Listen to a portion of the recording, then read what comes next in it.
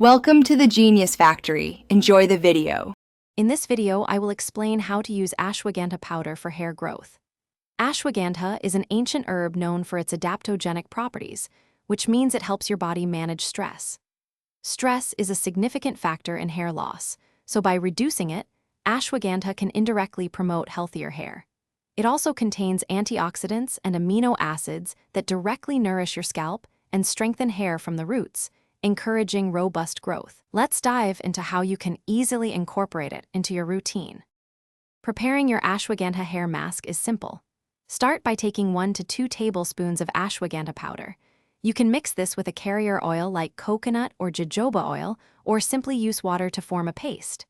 Ensure the mixture is smooth and consistent, without any dry clumps. Once your paste is ready, gently apply it directly to your scalp, focusing on the roots. Massage it in thoroughly to ensure good coverage and absorption. After applying the ashwagandha paste, let it sit on your scalp for about 30 to 45 minutes. This allows the beneficial compounds to penetrate and work their magic. Once the time is up, rinse your hair thoroughly with lukewarm water until all the powder is removed. For optimal results, aim to use this treatment 1 to 2 times per week. Regular application can significantly contribute to thicker, stronger, and noticeably shinier hair over time. Before fully incorporating ashwagandha into your hair care, always perform a patch test on a small skin area to ensure you have no adverse reactions. If you have any existing health conditions or are taking medications, it's wise to consult with a healthcare professional first.